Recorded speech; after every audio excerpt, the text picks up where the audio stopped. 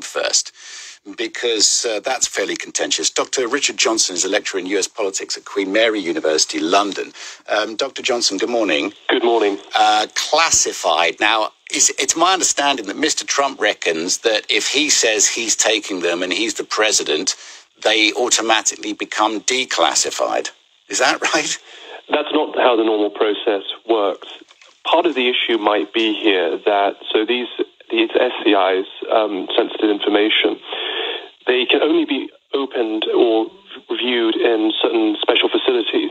And while Trump was president, Mar-a-Lago was designated as one of these special facilities. It's possible, I don't know, but it's possible that Trump, once Mar-a-Lago stopped being one of those facilities, rather than send the documents up to Washington, Trump just kept them there. So it may not be the case that he was leaving the White House with suitcases full of these documents. They may have been in Mar-a-Lago for some time, but he's not followed the correct procedure at the end of of a normal presidency, where you would hand over all of this information, wherever it's being held, back to the relevant intelligence agencies or the National Archives. Okay.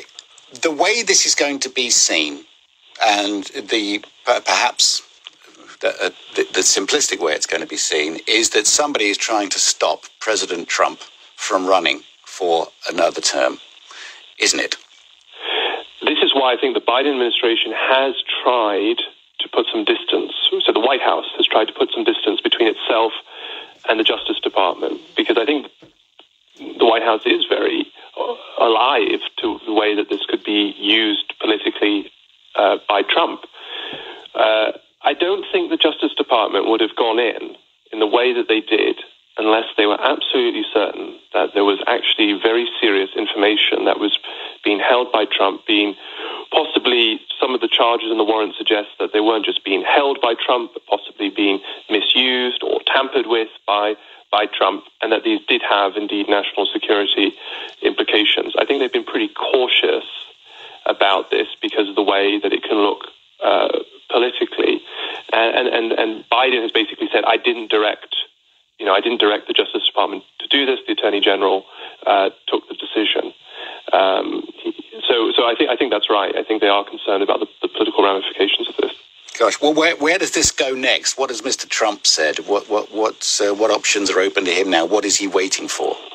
Well, the Department of Justice is going to assess whether or not the evidence that they've gathered means that Trump has breached the law. One of the acts that people are talking about is the Espionage Act, but there are other elements of the U.S. Code.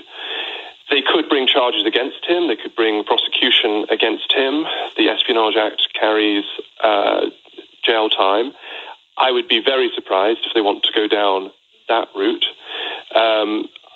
My guess might be, at this stage, with the limited information we have, that he might be fined, and they might try and leave it at that, because I think a prosecution, as we approach a presidential election year with Trump talking about standing, is not going to look good. And Trump, I think this makes it even more likely that Trump will now stand for re-election, because that gives him some insulation in a way, because it's going to make them even more cautious about trying to bring criminal charges against him.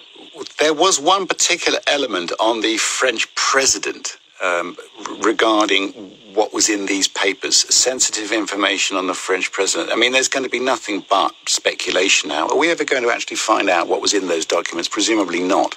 We have a sense of what the type of some of the documents are, and some of the reporting suggested that they include what are called signals intelligence. So these are sort of cables, things that might be being picked up by U.S. spies. And so the risk for U.S. national security is not just that people might find out what the U.S. knows about Macron, for example, but actually how the U.S. gathers intelligence could be compromised if the wrong people saw this. And that could be especially dangerous because that puts the lives of U.S. agents at risk around the world. We will continue to follow the story. Thanks for your help on that. That's the Trump raid.